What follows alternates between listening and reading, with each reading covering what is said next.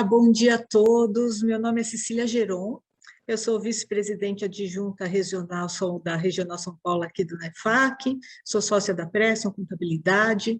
Sejam bem-vindos ao webinar de hoje, Requerimentos de divulgação nas normas IFRS, uma abordagem piloto, Disclosure Initiative Target Standards Level, Review of Disclosures. Eu gostaria de chamar um vídeo de agradecimento aos nossos patrocinadores e apoiadores. Por favor, roda o vídeo.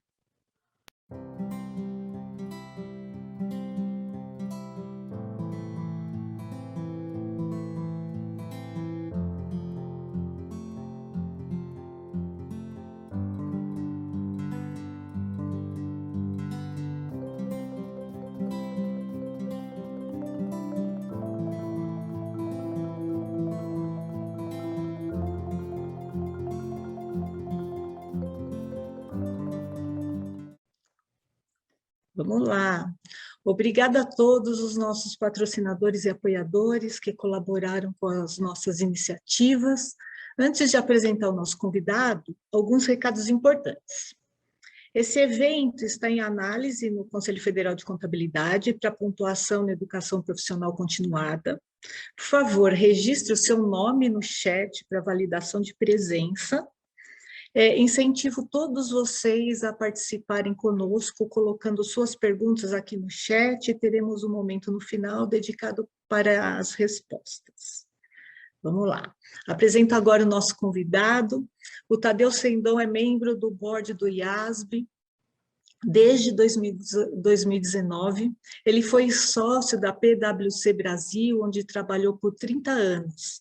Ele foi diretor do IBRACON e membro da Comissão de Educação Profissional Continuada do Conselho Federal de Contabilidade, e membro do Conselho de Regulação e Melhores Práticas de Fundos, lá, FIP, FI e Ambima. O Tadeu é bacharel em Contabilidade e Administração de Empresas, ele é pós-graduado em Finanças pela Fundação João Pinheiro em BH e mestre em Contabilidade pela FEA-USP. Eu vou passar agora a palavra para o Tadeu. Obrigada, Tadeu, por estar aqui com a gente. A palavra é sua. Vamos lá. Obrigado, Cecília. Deixa eu ver se eu consigo... Eu já estou liberado aqui para fazer o... compartilhar a tela, acho que sim.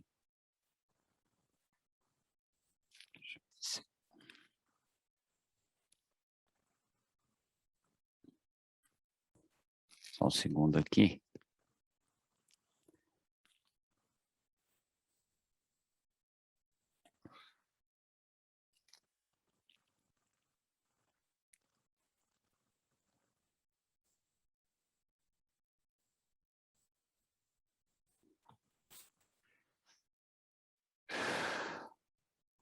Desculpa, eu estou fazendo alguma... Deixa eu fazer um stop sharing aqui, que eu acho que eu fiz besteira. Estava na tela, Sidão. Era só por modo de saindo também. Aí. Pode abrir? Deixa eu abrir primeiro aqui o modo de apresentação. Foi isso que eu... Isso. Aí, agora sim. Agora vem cá no...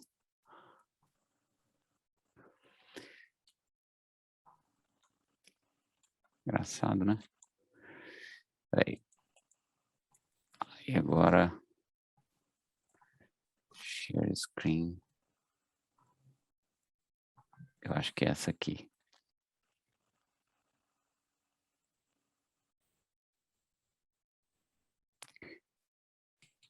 Perfeito. Aí, tá perfeito? Tá. Muito bom. Então, essa agora tá. É que eu acabo ficando com o computador e o monitor aqui na minha frente e acaba não... Deixa eu fechar o celular aqui também, porque... Bom, primeiramente, de novo, agradecer aí a possibilidade de falar de um dos nossos projetos aqui, né, do IASB. Novamente, é um prazer estar entre amigos aqui da NEFAC. Até antes da gente começar essa apresentação, eu estava falando das mensagens, né, das nossas viagens para os roadshows de apresentação do fim de ano. Então, o meu relacionamento com a NEFAC já é de uma longa data aí, então é bom sempre rever os amigos, né? E hoje eu vou falar sobre esse documento que está em audiência pública, o Exposure Draft Requisitos de Divulgação, a Disclosure Requirement Act Standard Pilot Approach. O nome é grande, mas é basicamente, a gente vai falar aqui de requisitos de divulgação, e o objetivo dessa apresentação é justamente passar uma visão geral das propostas que a gente tem nesse documento, nesse Exposure Draft. Você vai encontrar o próprio documento e outros documentos que são relacionados, inclusive um snapshot, que é um resumo das propostas, e os materiais de apoio na página do projeto, no site da Fundação. Então, quando você entra no site da Fundação, lá você tem o work plan, você vai entrando nos projetos, você consegue ter uma série de documentos, inclusive o histórico do projeto, as discussões em reuniões do board, etc., né? E, como de praxe, é importante lembrar aqui que, quando eu estiver falando, apesar de ser um board member do IASB, são as minhas opiniões aqui que eu estou refletindo, não necessariamente vai ser a opinião do IASB ou de qualquer outro board member do IASB ou da própria fundação, que, na verdade, a gente se manifesta oficialmente por meio dos documentos, né, das próprias normas, né?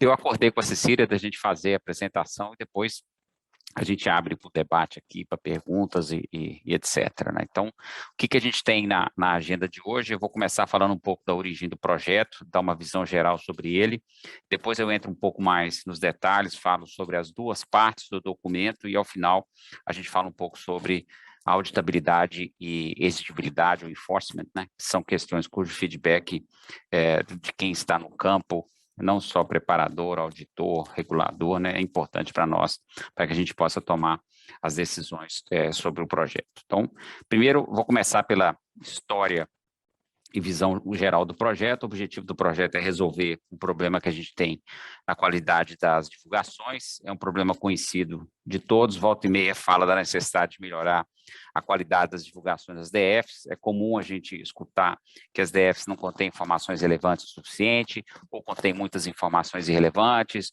ou muitas vezes a comunicação não é efetiva, né, das informações que estão lá. E se a gente for falar do Brasil, desde 2008, a partir da reforma da Lei da Sociedade de Exploração, finalzinho de 2007, 2008 começou aquele processo, né, até em 2010 a gente implementar o IFRS, a convergência, né, da prática contábil com o IFRS, a qualidade das demonstrações financeiras, sem dúvida, melhorou muito, né? Ontem, inclusive, eu estava com o professor Eliseu Martins, em um evento da ANPAD, para falar justamente dessa evolução, né? Então, o IFRS já tem uma história de mais ou menos 20 anos, se a gente considerar a criação do IASB, né? Sucessor do IASC, um pouco menos se a gente considerar a partir de 2005, né, quando ele foi adotado pela primeira vez na Europa, né, mais de 7 mil empresas preparando demonstração financeira consolidada, né, mas a demanda por demonstração financeira de qualidade, ela é bem anterior a isso. Aliás, o próprio IFRS, um dos motivos que ele veio foi justamente para tentar melhorar, porque cada vez mais com globalização, você tem as ofertas internacionais, cross-border.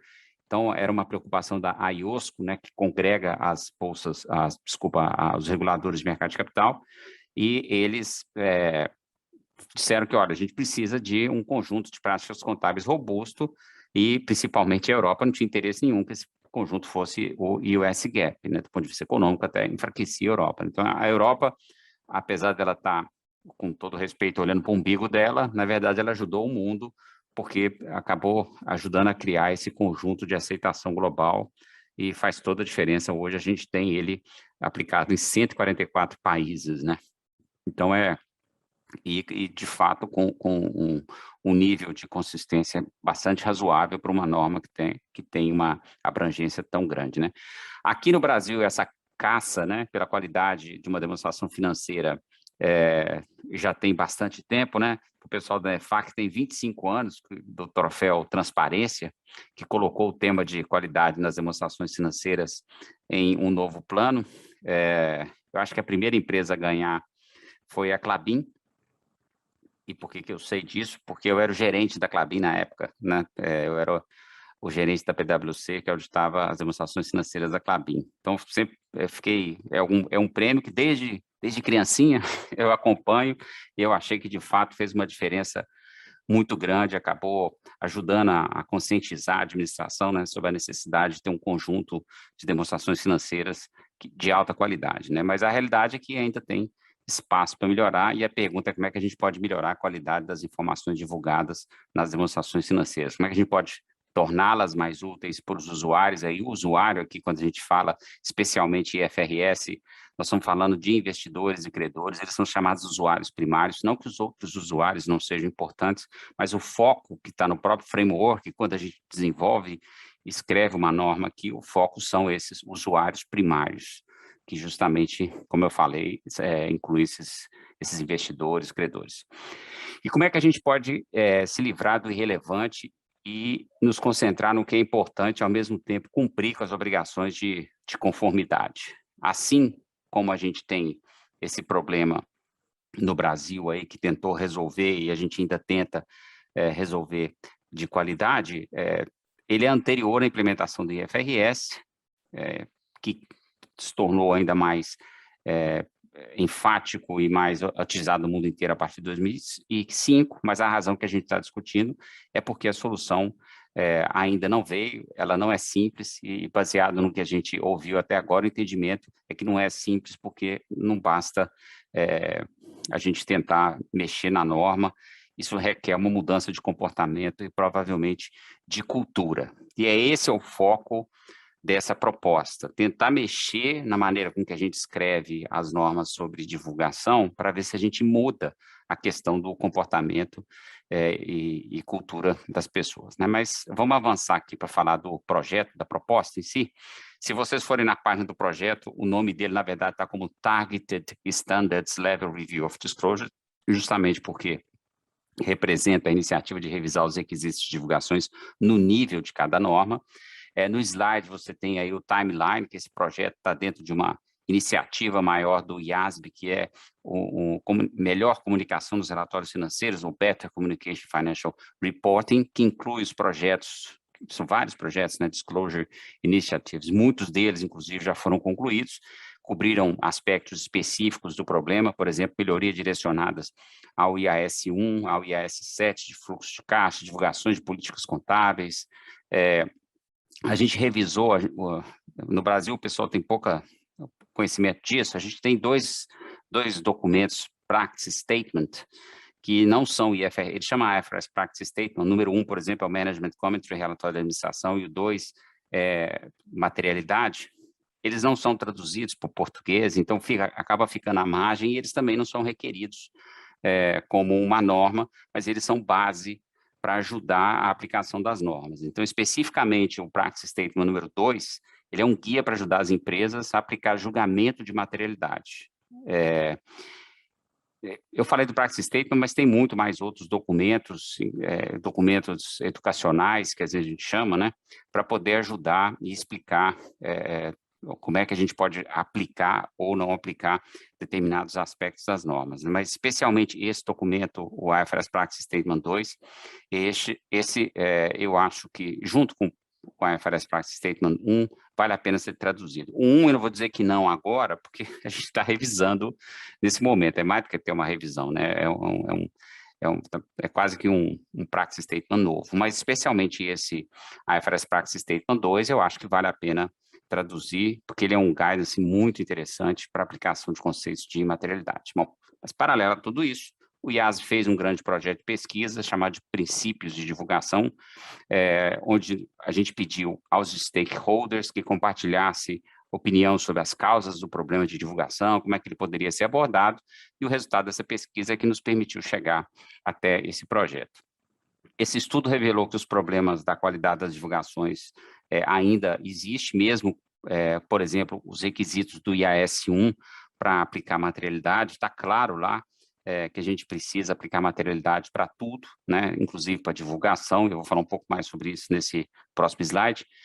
Então, de forma geral, o projeto é uma resposta para o que a gente escutou nesse projeto de pesquisa para tentar resolver esse problema de divulgação como um todo. Então, temos novamente aí do timeline, depois do feedback recebido de alguns stakeholders, o time do projeto pediu ao board para estender o período de comentários de 21/10 para 12/1, então a gente ganhou 3 meses a mais aí, então vai até janeiro de 2022, mas eu já expliquei aqui dentro que esquece, né? No Brasil a gente tem que fechar a conta até 15 de dezembro, porque depois disso a gente só reabre no carnaval, né? Mas é o que acontece com quase todos os países no hemisfério sul, é a época do verão, dos holidays, do final de ano, né? Porque aqui é a mesma coisa na Europa, que você pedir alguém para fazer alguma coisa no final de julho, início de agosto, né? Esquece, porque está fechado para balanço, né? Mas não esse balanço que a gente está dizendo de 31 de dezembro, é balanço porque eles saem de férias e eles saem mesmo, né?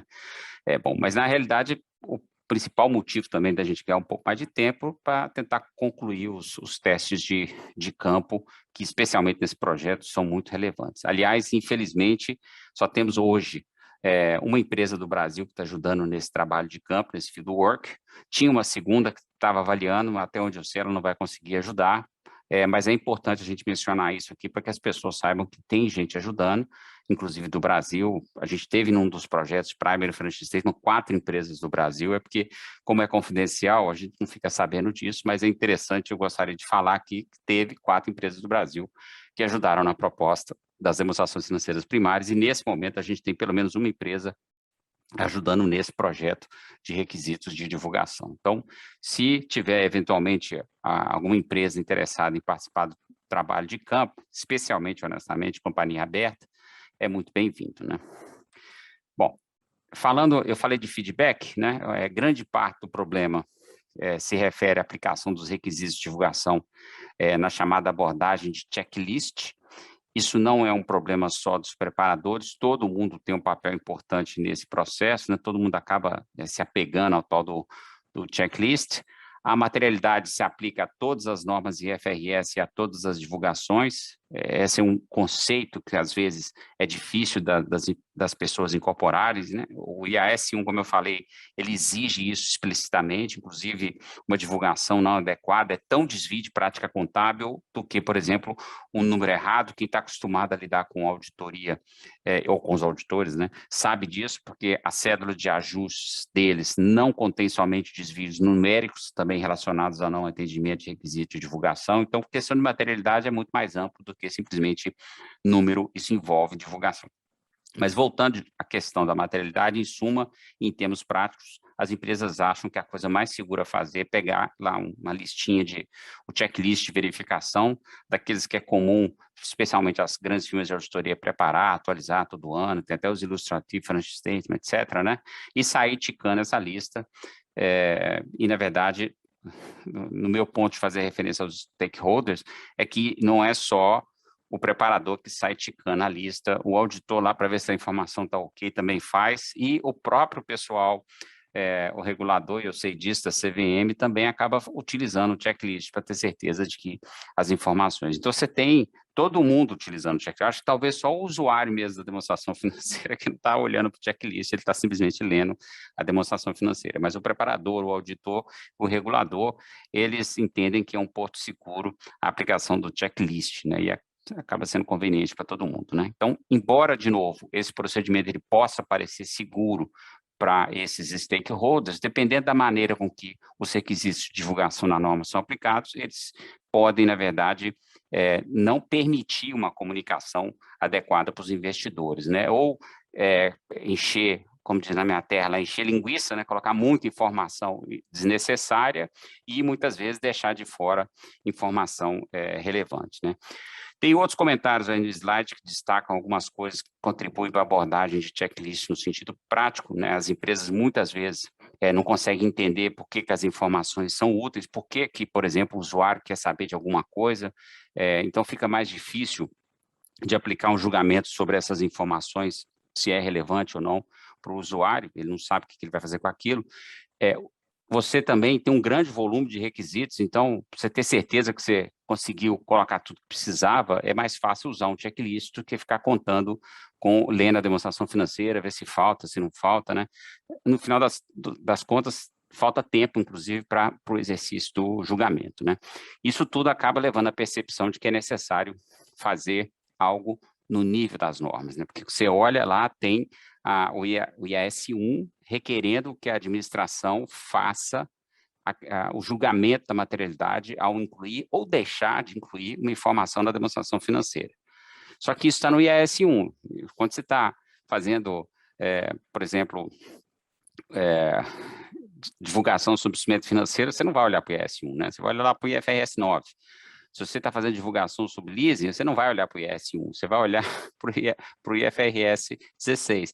Então, é mais ou menos a mesma coisa. Então, apesar da gente ter esse grande guarda-chuva lá no IAS 1, de que é necessário considerar a materialidade para incluir uma informação, a própria maneira com que a gente escreve as normas e os requisitos de divulgação em cada uma delas faz com que todo mundo se concentre naquelas normas e não necessariamente nesse conceito maior de que é avaliar a materialidade, né? Muitas vezes está até escrito lá que tem que ter informação, mas a informação é imaterial, mas ainda assim ele põe, porque está lá um bullet point, uma listazinha, uma letrinha na norma que requer que essa informação esteja lá, e aí ninguém exerce julgamento de materialidade, simplesmente inclui porque entende que tem que estar lá, né? Interessante do feedback que a gente recebeu do projeto de pesquisa é que todos os stakeholders aparentemente querem chegar no mesmo lugar, demonstração financeira que são úteis, que comunicam, que pudesse até ganhar um prêmio FPK-FENEFAC, né? A realidade é que a abordagem do checklist, ela não está alcançando o objetivo e o tal do status quo não está funcionando, né? Então, a gente precisava fazer alguma coisa. Esse slide aqui é só para lembrar, como diria o poeta, que uma andorinha só não faz verão. É importante que todos nós, cada um de nós, cada stakeholder ajude nesse processo, mas a nossa proposta, acredito, provavelmente vai plantar a semente, dar aos interessados o que eles disseram que precisa para poder aplicar o julgamento e focar as divulgações apenas em informações relevantes. Então, se você vai entrevistar cada um, todo mundo vai falar a mesma coisa, que quer uma demonstração financeira de qualidade, etc. e tal. Mas a vida real, como diz o pessoal, a música do Paralamas do Sucesso, só quero saber do que pode dar certo, não tem tempo a perder, né? Aplica o checklist, segue em frente, né? Então, nesse foco, a gente não consegue ter uma demonstração financeira que, de fato, você percebe que houve um julgamento, etc. e tal. Naturalmente, gente, que tem demonstração financeira que é estado da arte, está excelente, né? Então, não estou falando que todas precisam ser melhoradas, mas tem muita demonstração financeira que não necessariamente está nessa situação. Então, esse projeto seria uma espécie de catalisador para a gente conseguir mudar, para a gente conseguir avançar, mas, de novo, não basta só um dos stakeholders, eu acho que tem que todo mundo apoiar essa ideia. Eu lembro quando a gente teve no Brasil a mudança de cultura sobre as informações trimestrais, né? A informação, até hoje ainda tem muita empresa que prepara a informação trimestral do mesmo tamanho de uma demonstração financeira anual. O foco da informação trimestral do ITR é a mudança, o que aconteceu de diferente naquele trimestre, né? E se alguém precisar do todo, vai na demonstração financeira anual, né? E foi uma briga grande entre preparador, auditor e regulador, inclusive CVM. Então, demorou um tempo para que a gente pudesse chegar num denominador comum, mas eu tenho certeza ainda tem muita empresa que fala assim, eu prefiro pôr tudo. Então, ou seja, vai no automático. Quem faz isso não está, na verdade, preocupado com elaborar uma demonstração financeira de qualidade. Joguei pesado agora, né? Desculpa falar isso com quem eventualmente está fazendo isso. Mas a realidade é que você tem que fazer a demonstração financeira, é mais fácil, inclusive, do usuário ler. Então, uma demonstração financeira intermediária, que tem um monte de informação que nada mais faz do que repetir uma informação que já está na demonstração financeira anual, não ajuda, né? Então, é para fazer mesmo uma reflexão, só porque eu espero não estar ofendendo ninguém não, mas a realidade é só para dar um exemplo muito claro do que nós estamos tentando dizer aqui, que é a tal da abordagem de checklist, é uma cultura de compliance. Eu prefiro isso do que receber, por exemplo, um ofício da CVM dizendo que faltou uma informação. Eu ponho tudo, mas colocar tudo também está errado, eu vou falar um pouco mais para frente sobre isso, né? Bom, então, de novo, não é só mudança na norma, a gente precisa que todos nós mudemos um pouco, e eu falo todos nós, porque eu estou falando de novo que não é só preparador, gente. auditor e o próprio regulador, eles também têm culpa no cartório, porque é conveniente para todos que simplesmente aplicar o checklist, ter certeza de que atendeu o compliance. Então, esse projeto é justamente para tentar provocar essa mudança, né? Antes de eu passar pelas propostas, eu queria resumir o processo que o Board fez para chegar nesse projeto. Primeiro, lógico, teve o documento de pesquisa, né? Mas uma vez feito o documento de pesquisa e já desenvolvendo a Exposure Draft, nosso primeiro passo foi passar algum tempo avaliando a maneira com que o IASB tem desenvolvido, redigido os requisitos de divulgação, considerando como é que a gente pode melhorar esse processo, né? E aí, isso levou o IASB a desenvolver uma nova abordagem proposta para escrever os requisitos de divulgação que procura responder a todos esses comentários que a gente comentou aqui um pouco antes, né? E as causas, tentar matar as causas, ou pelo menos reduzir, né, do problema de divulgação. Então, eu vou dar um pouco mais de detalhe para frente, mas a nova abordagem proposta representa uma mudança potencialmente significativa, e por isso que era importante entender como que isso funcionaria na prática. Então, nessa segunda etapa, a gente selecionou 2 normas que têm muitas das questões que o pessoal falou para a gente, que contribuem para o problema de divulgação. E a gente usou essas 2 normas, os nossos hamsters, né, que são o IFRS 13, que é de mensuração de valor justo, e o IAS 19, benefícios empregados. Então, a primeira parte do documento, a gente tem esse guia de orientação, e na segunda parte, a aplicação dele prática em 2 normas que a gente selecionou, né? Bom, em seguida, a gente elaborou o Exposure Draft, né, que foi emitido em março, apresentando todos os aspectos da proposta. Na verdade, a gente até, quando estava escrevendo essa proposta, a gente acabou fazendo primeiro o guidance, e depois, quando começou a aplicar na prática ao IFRS 13, ao IAS 19, foi interessante que eu vi esse processo acontecer. A gente acabou voltando no guidance e mexendo nele, né? Então, é a retroalimentação, né? Então, esse aqui é o que é a teoria, vai na prática, isso fez com que a gente precisasse voltar no guidance e tentar mexer um pouco nele. Esse Exposure Draft, ele é diferente dos outros Exposure Drafts que a gente tem, que a gente propõe uma mudança na norma, né? Esse tem, a primeira parte não está mudando nada, é só por board utilizar como guidance. Então, ele não vai virar um IFRS, é um documento interno nosso de como é que a gente deveria escrever os requisitos de divulgação em uma norma.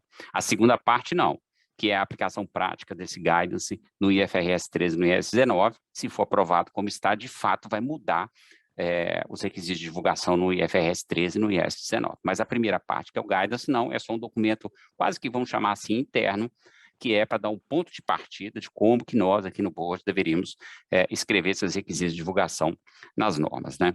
Um último ponto importante a ser mencionado é que o IASB, ele vê a nova abordagem proposta como parte de um processo iterativo, né? Então, a gente espera que a partir do momento, por isso que eu falei que é o guidance, ele em tese, ele não vai alterar nenhuma norma, exceto o que a gente está propondo no IFRS 13 e no IAS 19, que são projetos piloto, justamente para a gente mexer no guidance à medida que a gente perceber que alguma coisa deu certo ou deu pouco certo, a gente vai mexendo de acordo com o que for necessário, né?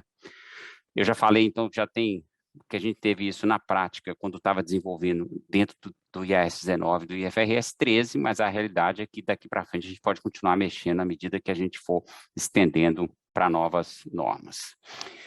Esse slide aí, ele dá uma visão geral das propostas, eu deixei aqui mais para dar uma referência para vocês, a gente vai acabar passando e vendo os detalhes nos próximos slides, mas 2 coisas que eu queria destacar. Primeiro, o objetivo da proposta é justamente dar aos stakeholders o que eles, teoricamente, precisam para aplicar o julgamento, melhorar a divulgação. E segundo, as propostas abordam a tensão percebida entre conformidade e boa comunicação. De novo, a história da demonstração financeira intermediária. Não, é mais fácil eu colocar tudo, né? Porque ninguém vai dizer que eu não atendi a norma, né? E é uma despreocupação, ou quase que deixar de lado mesmo, a questão da boa comunicação. Você está aqui para preparar uma demonstração financeira para se comunicar bem ou só praticar que está cumprindo a regra, né? É lógico que você tem que fazer as duas coisas, mas o problema é que se você só focar em conformidade, provavelmente você está abrindo mão da boa comunicação. Eu acho que tem que ser um equilíbrio adequado aí, né? E o que está sendo proposto, deixa claro aí, né?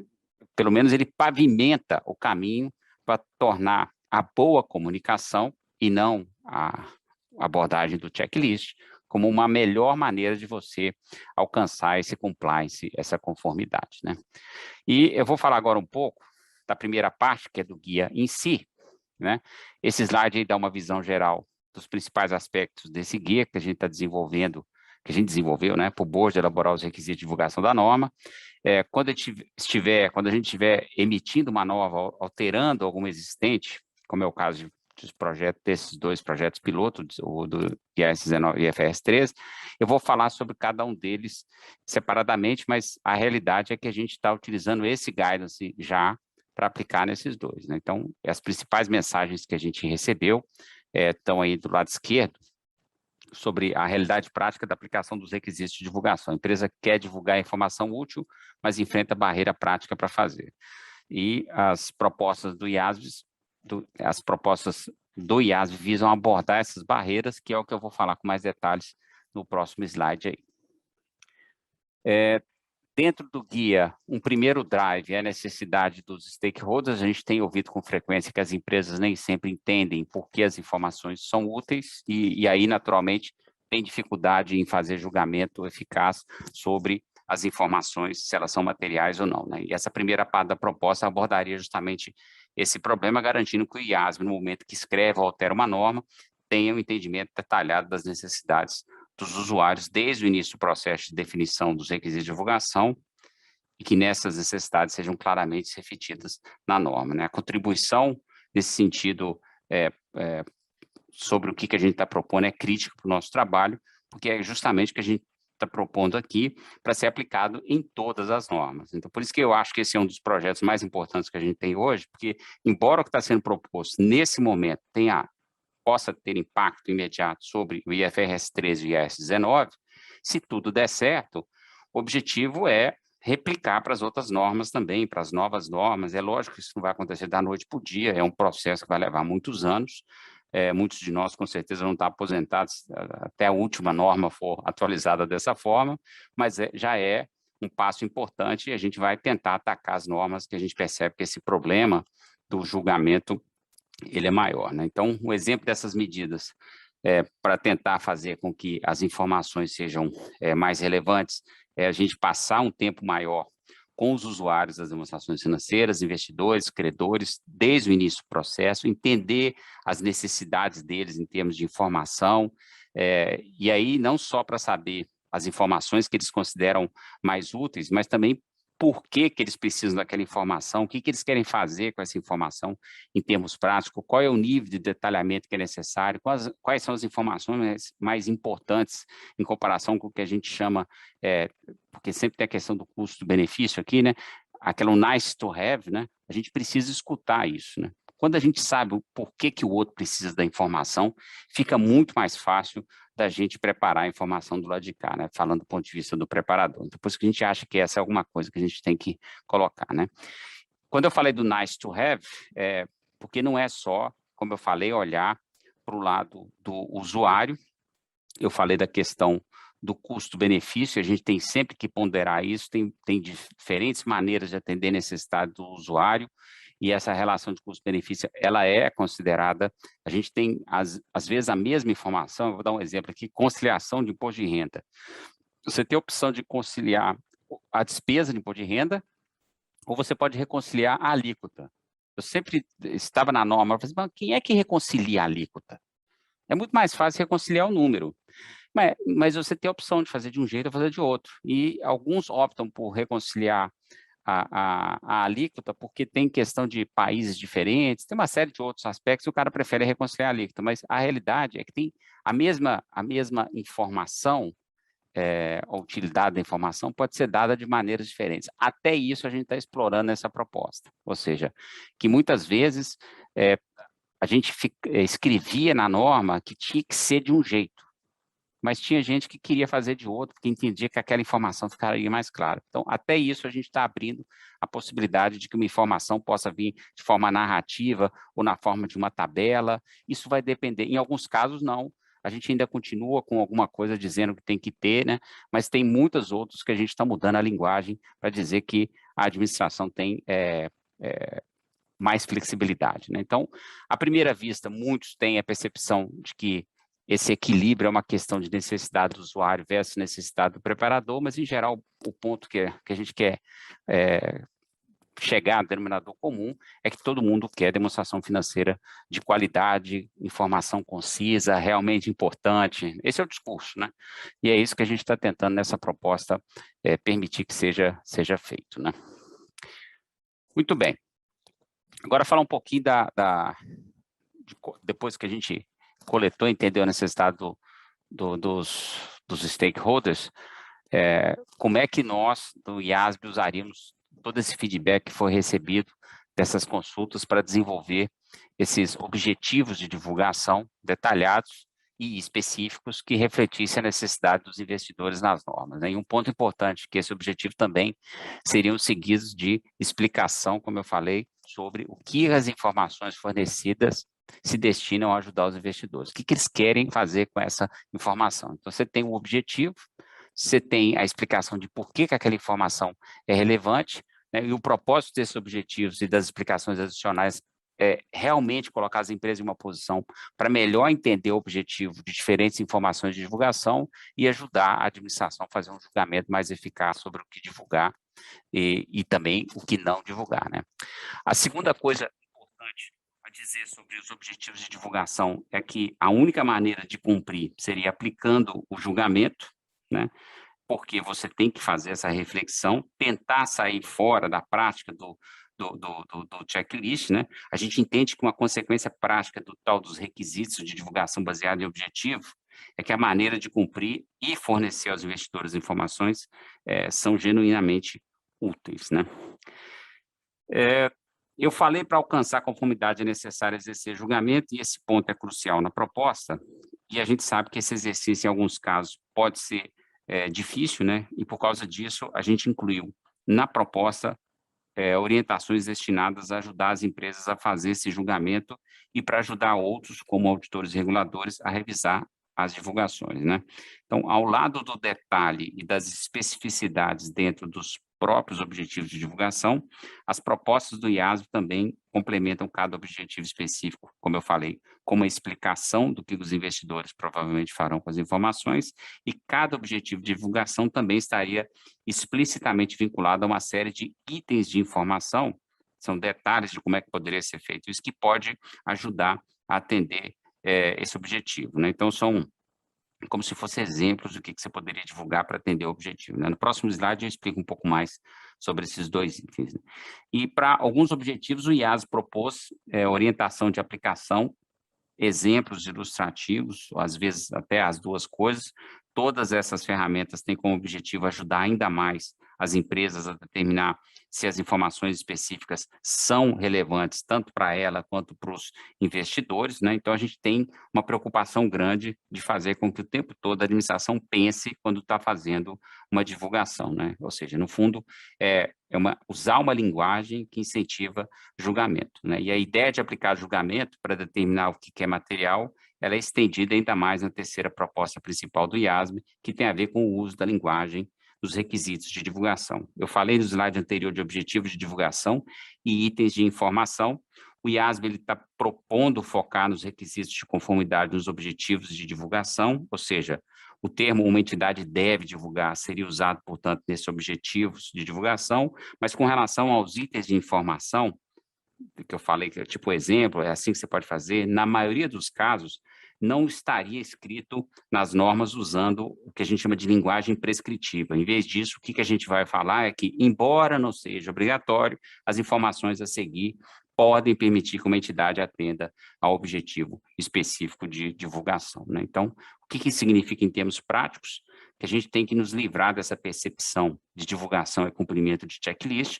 A empresa deixa de ser obrigada a cumprir uma lista de divulgação e precisa, na verdade, satisfazer os objetivos de divulgação, né? divulgar aquelas informações que a gente está acostumado, né, de boilerplate, ela não é útil, né? Simplesmente você lê, não acrescenta nada, né? Não cumpre com o objetivo de uma boa divulgação. Em vez disso, a conformidade é alcançada divulgando as informações que são mais relevantes e úteis para os usuários, né?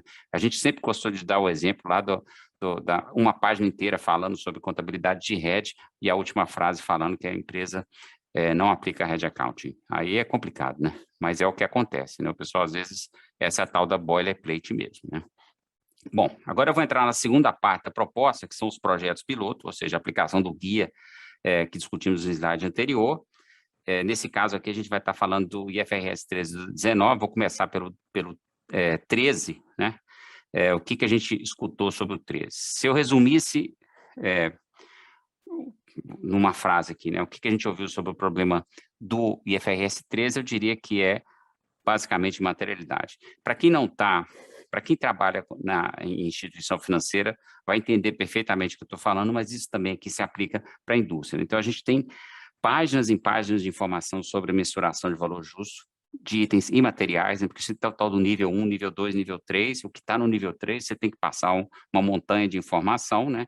Só que muitas vezes os grandes números estão no nível 2, né? Então, esses são os mais significativos. Então, você tem páginas de informação sobre o que está no nível 3, que são valores imateriais, muitas vezes, e nada sobre o que está no nível 2, que provavelmente tem a maior parte, a parte mais relevante dos instrumentos financeiros, por exemplo, numa instituição financeira, né? E se você pergunta para as empresas, elas vão falar que essas páginas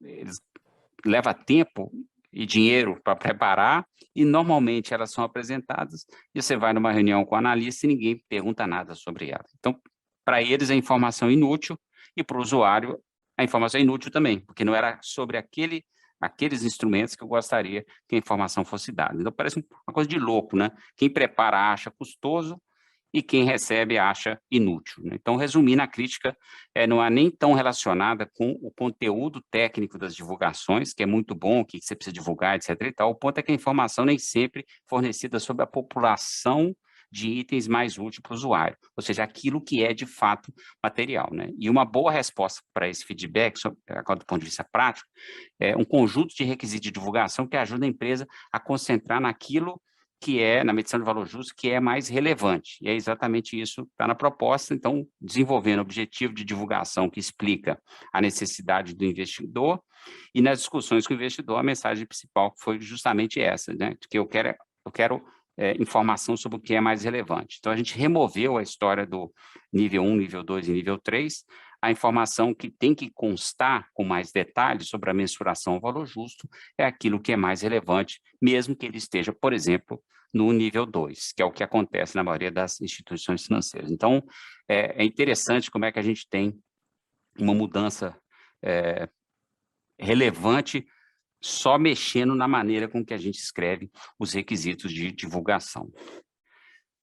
Falando do IAS 19, benefício empregado, aqui também eu vou concentrar no plano de benefício definido, porque, honestamente, o que é relevante em termos de benefício empregado, que pode causar disruption, né, vamos falar assim, em termos de fluxo de caixa, são os planos de benefício definido, e a mensagem que a gente recebeu é de que é neles que está o maior risco, e é eles que os usuários querem ter mais informações quando se trata de benefício para empregado. Então, há uma percepção de que, para os usuários das administrações financeiras, as informações mais importantes sobre esses planos de benefício definido, que são de fluxo de caixa, muitas vezes não está disponível, muitas vezes eles não conseguem reconciliar o que está nas notas explicativas com o que está no balanço ou na demonstração de resultado, enfim, tem muita informação que o usuário entende que não serve para tomada de decisão. Então, a gente justamente tentou colocar e sugerir aplicando a abordagem que está sendo proposta no IAS 9, para ter uma descrição dos benefícios reais em termos de informações relevantes e comunicação eficaz, né? Ajudar as empresas a evitar perder tempo preparando, porque muitas vezes benefício empregado lá, você tem trocentas páginas sobre isso, né? E a maneira com que a gente está escrevendo os requisitos de divulgação vai permitir que a empresa possa concentrar naquilo que é relevante para os usuários. Eu falei um negócio aqui, vou até, não é consertar, mas pode parecer, quando eu estou falando aqui, que quer dizer, Tadeu, que eu vou ter menos informação? Não necessariamente, pode ser até que você tenha que colocar mais informação. Quando eu estou falando no IFRS 13, ficou claro que a gente está mudando a maneira com que a informação e sobre o que a gente está divulgando. Mas no IAS 19, esse talvez a gente tenha algum benefício de redução de divulgação, mas não é esse o objetivo da nossa proposta. A nossa proposta é você ter uma comunicação eficaz, ou seja, você comunicar também aquilo que é material. Então, pode até ser que você não esteja comunicando o que é material, então você tenha que adicionar alguma coisa. E, em alguns casos, pode ser que você consiga passar essa mesma informação de forma concisa a partir do momento que você não tem uma lista de divulgação de forma prescritiva e você coloca mesmo que, por exemplo, um item eventualmente não seja material. Então, só para deixar claro aqui que não necessariamente alguém pode estar achando assim, mas você não entendeu, tá? Até falou, vai aumentar ou diminuir a quantidade de informação. Assim, depende muito do que você divulga hoje e da necessidade dos usuários. É só mesmo aplicando o guidance para a gente saber, para a gente saber se vai acabar tendo que divulgar ou menos. Vai depender do tipo, qual é a área. Eu acho que no IAS 19, honestamente, e agora a opinião minha mesmo, talvez eu acho que a gente possa ter alguma redução, dependendo do que as empresas têm divulgado. Como eu falei, às vezes você pega mesmo, o valor nem é tão grande, mas tem 5 páginas de benefício empregado, né? Porque você vai colocando lá premissa, vai colocando um monte de coisa, quando você vê, quem é que usa aquela informação de fato, né? Então, talvez, no caso do IAS 19, a gente tem até algum benefício do ponto de vista de redução. No IFRS 13, claramente, eu não acho que isso vai acontecer. O que vai acontecer é um foco naquilo que é relevante, porque havia um foco muito grande que está no nível 3 e, na verdade, grande parte dos instrumentos financeiros, especialmente em instituição financeira, eles são classificados no nível 2 e aquele nível 2 indo para o 3, né? Mas o cara foi pôs no 2 porque aí ele tem muito menos coisa para divulgar. Então, acho que a gente vai ter um ganho importante aí do ponto de vista de qualidade, no caso do IFRS 3, e talvez no IAS 19, não só qualidade, mas talvez até uma redução do que é divulgado. Passando para o tema de auditabilidade e aplicabilidade, na verdade, é mais questão de enforcement, né? Sem dúvida, é mais fácil fazer cumprir lista de verificação do que ter que exercer julgamento, avaliar, desafiar a administração quando envolve julgamento, né? Depois dos meus 30 anos de auditor, eu sei muito bem que é difícil, a demonstração financeira não é do auditor, a demonstração financeira é do preparador. Então, você desafiar a administração para poder criticar, dizer, olha, eu acho que você tinha que divulgar isso, divulgar aquilo, não é um exercício fácil, você precisa do apoio da norma, e muitas vezes a questão lá está de forma prescritiva, por isso que a história do checklist acaba sendo confortável para todo mundo, que você acaba não precisando ter toda essa discussão, né? Como é que tá na parte de baixo aí do slide? Esse problema está relacionado ao fato de que o julgamento ele já é necessário, né? Já tem isso previsto lá no IAS 1, mas ele simplesmente, em muitos casos, ele não é adotado, né? Então, hoje, se um auditor, por exemplo, quer desafiar a administração de uma empresa sobre se algo adicional precisa ser divulgado, sem que seja escrito na norma de forma explícita, ele tem que trabalhar com os requisitos gerais do IAS 1. Nós temos até o ACPC 07 no Brasil, né, que diz que a administração deve, na nota, colocar as informações que são mais relevantes, que ela usa na gestão, etc. e tal. Mas é um princípio, é uma coisa muito genérica. Então, a gente sabe da dificuldade que é tentar convencer a administração de fazer alguma coisa quando a gente tem um princípio tão genérico. Então, trabalhando de uma forma melhor no nível das normas, a gente acha que isso vai ficar mais fácil, né? Até para evitar aquela frase do tipo assim, não, acho que você tinha que pôr isso, e aí você escuta, aonde está na norma que eu tenho que divulgar isso? Aí você fala, não, o IAS 1 fala que você tem que colocar as informações que são materiais. Eu sei como é que é difícil essa discussão, então a gente espera que essa proposta nossa possa ajudar não somente o preparador, para ele preparar uma demonstração financeira de qualidade, não somente ajudar o usuário para ele receber uma informação de qualidade, mas também ajudar o auditor e o regulador a ter uma discussão mais rica com a administração sobre o que está sendo incluído ou deixando de ser incluído da demonstração financeira, né? E como é que essa abordagem proposta pode ajudar regulador, auditor e preparador na execução do julgamento? Como eu falei, né?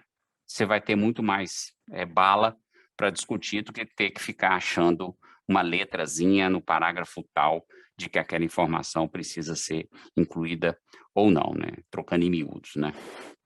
Todas essas informações, de uma maneira geral, é de que aplicando essa abordagem, vai ficar mais fácil de discutir e entender o julgamento da administração, à luz do que pelo IAS 1 já é requerido. Então, não estamos acrescentando nada aqui, só tentando fazer, chamando a atenção para a necessidade do exercício do julgamento e talvez deixando mais claro para auditores e mais fácil para auditores e reguladores fazer o desafio, né? Bom, com isso eu concluo a apresentação, eu me coloco à disposição para discussão. Deixa eu tirar aqui da... Se eu consigo... Onde é que está? Pronto, Tadeu. Ah, você já fez? Compartilhamento. Prontinho. Muito bom, obrigado. Eu não consigo... Ah, já consegui. Tá bom. Muito bom. Eu espero que você tenha... Eu sei que foi um pouco corrido aí, o assunto é grande, mas eu espero que a gente tenha conseguido passar a mensagem sobre o que é esse projeto aí, fica à disposição aí. Bom, Tadeu, obrigada pela apresentação. A gente tem aqui alguns comentários, aí algumas perguntas aqui para você. Eu vou falar primeiro sobre os comentários do Sérgio, que eu não estou enxergando o nome dele inteiro aqui, só um minutinho. Ele fala o seguinte, olha, talvez as maiores dificuldades sejam os alinhamentos entre objetivos, uso das informações, usuários gerais, materialidade e julgamento, itens que acabam sendo subjetivos, né? Entendo assim a preocupação de que tudo isso é subjetivo, então esse julgamento é subjetivo, então de forma prática, como que a norma vai ajudar a gente a fazer esse alinhamento? Excelente pergunta.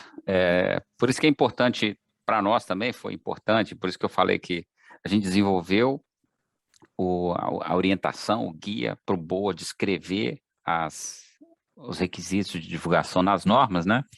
E aplicou isso no IFRS 13 e no IAS 19. Mas enquanto a gente aplicava isso, a gente falou, opa, eu acho que precisa ajustar aqui a colagem, voltou no guia, falou assim, eu acho que a gente precisa deixar isso aqui mais claro. Mas se eu puder resumir o que está na proposta, eu acho que isso vai facilitar, eu entendo a preocupação, julgamento. O julgamento sempre foi requerido e está no IAS 1. Mas a realidade é que, especialmente para quem já participou de projetos de IPO, né, de abertura de capital, parece que a gente vira advogado quando a gente está elaborando a demonstração financeira ou auditando a demonstração financeira, né? A gente está mais preocupado, não, põe tudo aí, para o pessoal não falar que não colocou alguma determinada informação. É melhor sobrar do que faltar, né? E na realidade não é para ser isso, a informação precisa ser de qualidade, eu preciso passar a informação que seja útil para o usuário e não encher de informação que seja inútil e que obscureça a informação que é mais relevante. Então, como é que a gente vai fazer isso? Parece uma discussão com um analista, né? Um psicólogo. Então, você vai falar assim, mas o que você acha que é mais importante você divulgar aqui? Então, o objetivo da divulgação sobre o valor justo é que por trás do valor justo você tem uma série de incertezas, muitas vezes a mensuração disso envolve uma série de premissas, você precisa passar essa informação para o usuário da demonstração financeira entender essa informação. Então, esse é o objetivo, deixar claro quais são as incertezas por trás da mensuração valor justo, as premissas que você utilizou, para eu saber se você foi mais otimista, mais pessimista, meio do caminho. Ah, entendi. Então o objetivo. Mas o que necessariamente o usuário vai fazer com essa informação? Bom, o usuário vai pegar essa informação, vai fazer isso, vai colocar no modelo dele, ele vai projetar para saber como é que vai ser o resultado da empresa nos próximos 5, 10 anos, ele vai colocar alguns indicadores de alguns insights que ele tem da indústria, vai fazer comparação com outras empresas. Você começa, então, esse é o objetivo, o que ele vai fazer com aquelas informações, e aí, como todo mundo gosta de fazer, né? Mas como é que eu poderia fazer e atender esse objetivo e essa expectativa do investidor? Até ontem não era incomum a gente escutar alguém falar assim, você vai fazer esse tipo de divulgação, não sei o que, não sei o que. Você falava assim, você tem um exemplo aí, só para ver como é que ficou a nota? Ah, pega da empresa tal, ficou muito boa essa nota. Né? A gente sempre fez isso lá no passado, quando achava uma empresa que tinha feito uma boa divulgação sobre um determinado assunto, a gente ia lá e falava assim, ó, pega a demonstração financeira da empresa tal e olha lá a nota 23. Cara, essa nota ficou boa, o pessoal está elogiando, aí o pessoal vai lá e olha. Então, o tal do Illustrative Examples. Esses itens de divulgação, que antes era assim, tem que divulgar isso, ele meio que assumiu esse papel, às vezes, assim, de como é que você pode atender esse objetivo, atender essa expectativa do usuário. Aqui eu te dou alguns exemplos, que se chama de item de informação, que você poderia incluir para poder atender esses objetivos. Olha a linguagem que eu estou usando. São alguns exemplos do que você poderia incluir para atender os objetivos. Por quê? Eu estou te dando liberdade de não necessariamente incluir aquela informação. Por quê? Porque pode ser que aquela informação ela não seja material, e aí, naturalmente, eu não preciso passar, porque não é aquilo que vai atender o objetivo do usuário. Então, eu uso uma linguagem muito mais solta para permitir o julgamento. Até tem alguns casos dizendo que você tem que divulgar alguma coisa, mas a maioria dos casos, ele vai dizer que, embora não seja requerida essa informação, ela pode te ajudar a atender esse objetivo. Mas não esquece, você tem que atender o objetivo. Então, se você está naquela situação arroz com feijão, vamos dizer assim, provavelmente você vai ter que divulgar essa informação aqui. Então, são exemplos de como que a informação pode ser divulgada. Isso está relacionado não só ao formato da informação, mas também está relacionado a se a informação deveria estar ou não sendo incluída na demonstração financeira. Então, é alguma coisa mais solta para evitar a questão prescritiva, do tipo assim, não é relevante, mas porque está escrito que tem que colocar, eu vou colocar essa informação. Pode pegar a demonstração financeira que tem itens de valor justo lá no nível 3, o pessoal fica com medo de não colocar alguma informação sobre o que está no nível 3, porque o IFRS 13 diz que tem que ter. Mas você olha lá, 95% dos ativos e passivos que estão a valor justo estão no nível 2. E aí você focando, perdendo tempo com o que está no nível 3, que representa 5%. Então, é sobre isso que essa linguagem tenta trabalhar. Então, é lógico que a gente é uma mudança, nós estamos saindo da nossa zona de conforto, que é o checklist, né? E indo para uma área muito mais cinzenta, que é do julgamento. Mas não é tão cinzenta assim, porque o objetivo nosso foi justamente, nunca jamais na história dessa norma, né? A gente tinha incluído por que o usuário precisa daquela informação, e a gente está incluindo. Tem o objetivo, por que ele precisa disso, e aqui algumas sugestões de como é que se atende esse requisito. Não sei se a gente tem que esperar para ver, não dá para poder assumir de que não vai conseguir, que vai ser difícil. Eu acho que a gente precisa tentar, porque como está é que não está funcionando. Como você disse, é uma mudança de cultura, né? Quem fez esse comentário foi o Sérgio Porciúncula, que trabalhou com você. Exatamente. Que mais? Ele fez outro comentário aqui, olha. Também pode ser um momento de deixar uma janela aberta para a harmonização dos novos ISSB, que o IFRS Foundation também está promovendo. Talvez sim, mas a realidade, eu acho que a gente tem que separar essas duas... Uma coisa é uma coisa, outra coisa é outra coisa. Exatamente, porque eu gosto, toda vez que alguém fala sobre, não, até que ponto que as normas sobre relatório de sustentabilidade vão interagir com os IFRS. Aliás, até o nome que está propondo normas IFRS de sustentabilidade, porque o nome IFRS é um brand, né, importante, então talvez ele seja até mantido, mas, na verdade, nós estamos falando de sustentabilidade, né, é um outro assunto. Mas tem um artigo que foi escrito por um board member, o Nick Anderson, que ele fala sobre climate change, o impacto do climate change nas demonstrações financeiras. Esse artigo ele é muito bom, porque a demonstração financeira, ele não tem que ter informação sobre climate change. Eu acho que isso tem a ver, pegada de carbono, aquelas coisas todas, isso tem que estar no relatório de sustentabilidade. Mas o climate change, ele pode afetar a minha demonstração financeira, por exemplo, no que diz respeito a aprovisionamento contingências ambientais. No que diz respeito à vida útil dos meus ativos, né? Se você tem uma fábrica, uma usina de energia térmica a carvão, você tem um problema. Então, ele pode afetar impairment e vida útil, né? Na verdade, é que pega as duas coisas. Então, você começa, esse documento ele é super interessante porque ele mostra exatamente o que você falou, Cecília, uma coisa é uma coisa, outra coisa, mas é lógico que a questão do climate change impacta, dependendo do que você está falando, a sua demonstração financeira. Mas não é para trazer informação do climate change, mas entender como que o climate change impacta a sua demonstração financeira.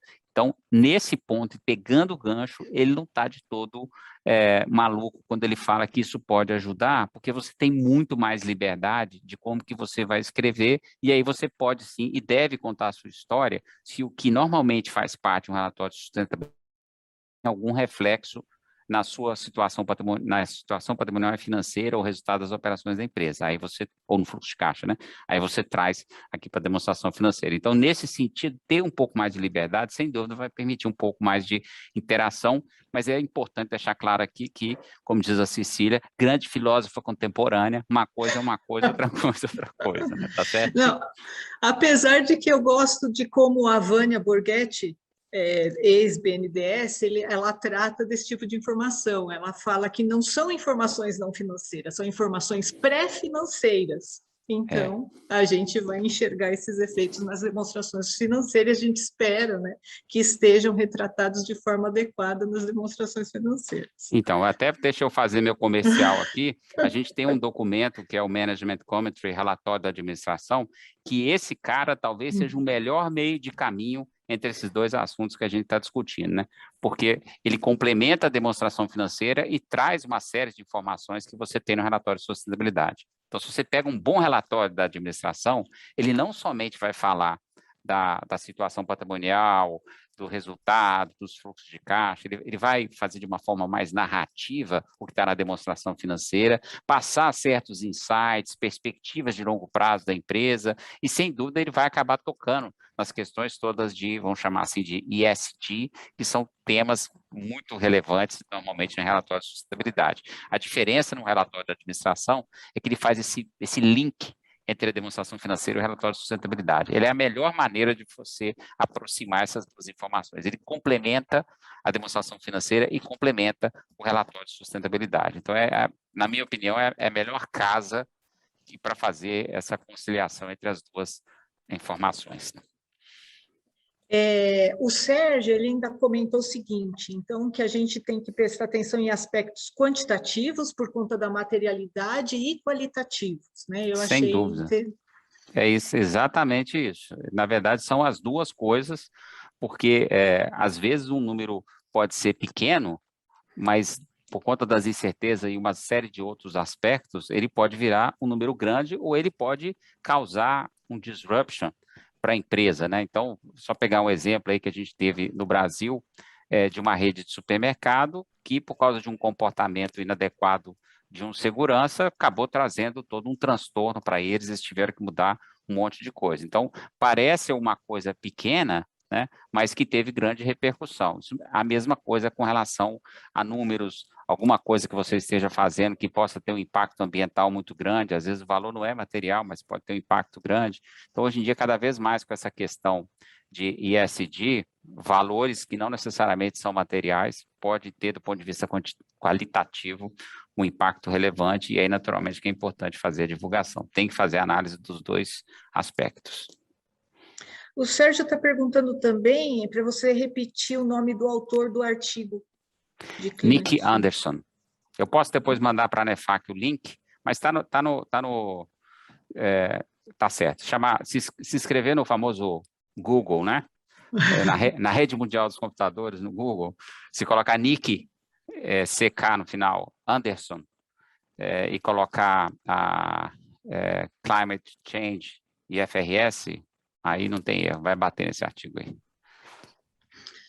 Eu tenho uma outra pergunta aqui do Francisco Turra, ele fala assim, parabéns pela excelente palestra, foi feita uma pesquisa junto às empresas sobre as dificuldades que elas têm na divulgação? Excelente pergunta. Na verdade, de novo, fazer o comercial aqui, não tem como qualquer documento emitido pela fundação não cumprir o chamado due process. Aliás, essa é uma das últimas, se não é a última pergunta que o staff faz para o board antes de liberar um documento para audiência pública, né? Se o due process foi cumprido.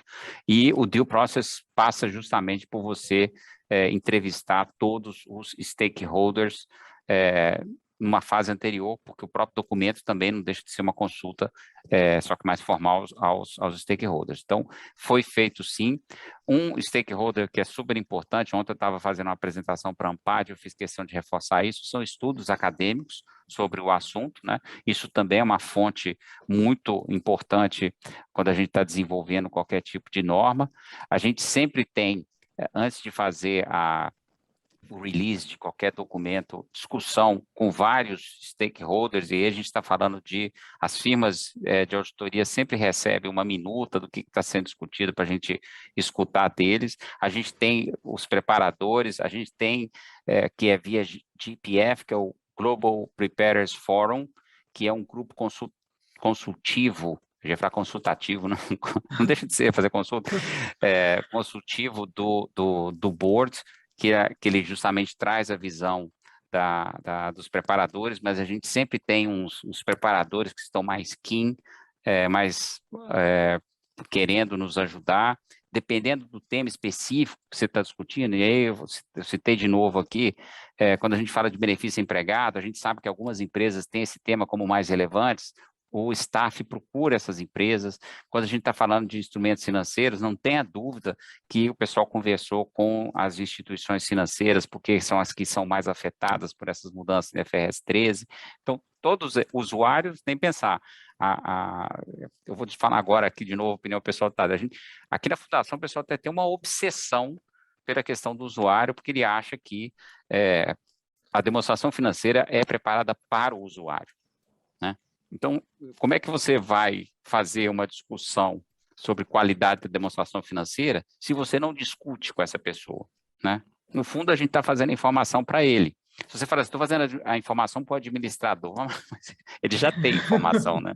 É o usuário que precisa da informação de qualidade, é o usuário que faz com que você tenha mercados eficientes, essa transparência, a responsabilidade da administração, a eficiência com que você comunica, tudo isso passa por analisar o que o usuário precisa, né? Então, esteja certo que a gente fez sim esse trabalho com eles. Não obstante, nós estamos com esse documento em audiência pública justamente para escutar ainda mais a visão dos preparadores. Por exemplo, a Brasca certamente representa aí os preparadores de companhias abertas, né?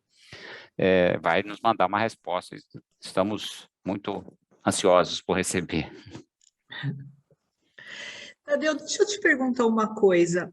O link dessa discussão de melhorar a divulgação e, portanto, a comunicação com os usuários com a tecnologia. Então, o país é um dos poucos lugares que a gente não usa XBRL, não usa taxonomia FRS, exceto aquelas empresas que fazem o reporting para as bolsas americanas ou para outras bolsas que exigem o relatório dessa forma. Como que você entende esse link com a tecnologia? Excelente pergunta. Para quem não sabe, toda e qualquer norma agora, já tem um tempo que isso acontece aqui na Fundação, que a gente escreve, sempre tem um capítulo para falar do impacto disso no digital consumption, fazer com que a informação seja melhor digerível do ponto de vista digital. Então, isso é alguma coisa que está no nosso radar aqui, e sempre tem um grupinho aqui que é para poder chamar a atenção da gente sobre alguma dificuldade de fazer isso ou fazer aquilo. A proposta, por exemplo, da demonstração financeira primária com subtotais, isso é ouro para quem gosta exatamente dessa questão de taxonomia. Já essa norma que flexibiliza um pouco mais as informações, a turma da taxonomia já não gosta muito, que acha que criou um pouco mais de flexibilidade. Mas a gente precisa trabalhar, porque a taxonomia, se depender dela, todo mundo quadrado e a checklist que nós vamos aplicar, né? Então, a gente precisa trabalhar adequadamente a nova maneira com que as informações são consumidas, a maneira com que as informações são entradas, né? Porque também tem a questão da entrada da informação digital. Tudo isso precisa ser ponderado, mas as normas, elas estão sendo consideradas nesse sentido, sempre que a gente escreve, pensando em taxonomia. Qualquer alteração que a gente faz na norma, imediatamente gera uma revisão da taxonomia IFRS para fazer algum tipo de revisão. Embora no Brasil a gente não usa nem o XBRL, nem a taxonomia IFRS, mas no caso das companhias abertas, você tem os formulários desenvolvidos pela B3, utilizados pela CVM, que não deixa de ser uma taxonomia. Tudo bem que não é da melhor qualidade, mas sim, é um tipo de taxonomia. E você também tem as empresas que a gente chama de data aggregators, né? Que são cada vez mais inteligência artificial, eles são capazes na demonstração financeira de buscar uma série de informações, mas ainda assim eles precisam de algumas âncoras, e é justamente esse que é o ponto que nós, quando estamos escrevendo uma norma, a gente se preocupa de fornecer essa âncora para esses data aggregators, mas não tenha dúvida se a gente puder aplicar uma taxonomia no Brasil, preferencialmente a IFRS Taxonomy, que está pronta, é só traduzir, né? Pois é. Vai ficar muito mais fácil para esses agregadores de data e para os próprios reguladores, para os próprios auditores, para todo mundo, para os acadêmicos, né? Para não ficar dependendo tanto do professor Ariovaldo para ir lá na biblioteca dele para buscar base informação. dele. Exatamente. Vamos ver, eu tenho aqui várias pessoas agradecendo você e elogiando a palestra que foi dada.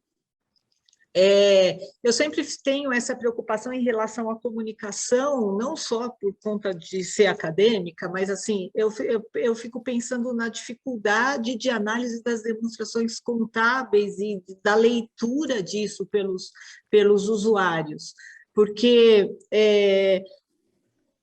em outros países a gente, poxa, o texto pelo menos tem HTML, aqui a gente tem um PDF. É muita maldade enviar PDF para as pessoas, com tabela, com número. Mas é impressionante. Eu tive a oportunidade de fazer 2 reuniões já com o tal dos Data Aggregators.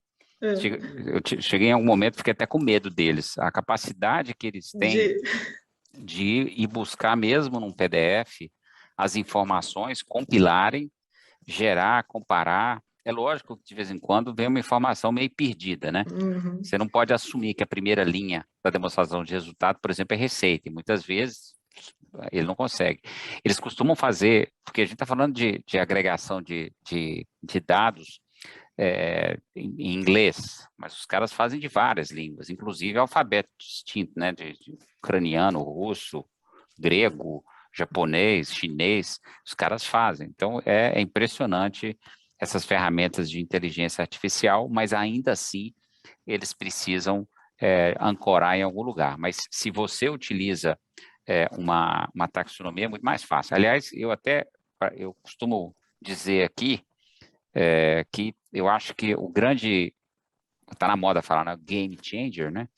O grande game changer que poderia ter nessa parte de taxonomia seria as grandes ferramentas de ERP passarem a incorporar isso como um módulo, né?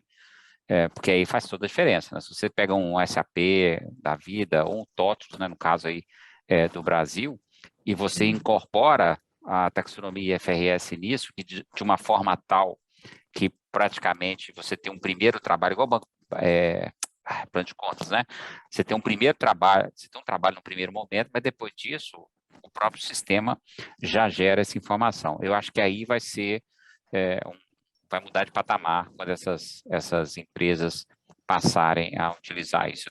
A própria Thomson, né? Reuters, eu acho que eles são detentores do direito daquela ferramenta, esqueci qual que é, de Tex, que fez, porque o SAP não lia alguma coisa, e a gente tem toda a questão fiscal brasileira, e eles acharam um nicho ali e desenvolveram, não sei se foram eles que desenvolveram, eles compraram a empresa brasileira que desenvolveu, né? E que faz justamente esse link da parte tributária com os sistemas SAP. Então, é a mesma coisa. Eu acho que o dia que a gente tiver boa vontade desses grandes desenvolvedores de ERP, de incorporarem as taxonomias, eu prefiro até que seja a IFRS Taxonomy, mas se puder incorporar isso, vai ser muito mais fácil para todo mundo, sem dúvida. Bom, Tadeu, obrigada pela sua palestra. A gente está chegando aqui no final do nosso webinar. Eu queria agradecer a sua presença, agradecer a presença de todos e pedir para você suas últimas considerações. Cecília, na verdade, esse é um projeto que ele é muito fácil de atirar pedra nele. Mas eu queria que a gente tivesse mais pessoas abraçando a ideia, porque eu acho que a qualidade das demonstrações financeiras, elas podem melhorar muito a partir desse projeto. Leiam com atenção as sugestões que estão previstas, especialmente no IAS 19 e no IFRS 13, que a gente pode ter uma ideia mais prática do que está sendo, porque às vezes você lê o guidance, parece muito teórico, né? Não sei se vai funcionar esse negócio. Então, tá bom, vai lá e olha para o IFRS 13, o IAS 19, vê o que foi feito, vai ver como é que ficou bonito, especialmente as explicações sobre por que os usuários precisam daquelas informações. E para pensar que, do ponto de vista prático, tem muita demonstração financeira que nem vai mudar, vai continuar igual, porque ela já atende aqueles objetivos, né? Ele vai permitir você poder olhar para uma demonstração financeira, ver que alguém fez alguma coisa bacana, e aí você utilizar aquilo sem ter uma preocupação, pô, será que eu posso fazer nesse formato? Tem muito mais liberdade, né? E as informações, elas vão, com o passar do tempo, sendo moldadas de forma positiva e não negativa, e ao mesmo tempo continua sendo, sim, uma ferramenta para auditor e regulador fazer o exercício dele de avaliação da qualidade e do compliance dessa informação.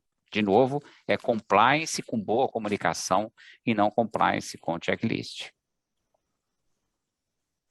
Bom, obrigada, Tadeu. Obrigada a todos que nos acompanharam e deixo aqui o meu convite a vocês que ainda não conhecem a NEFAC.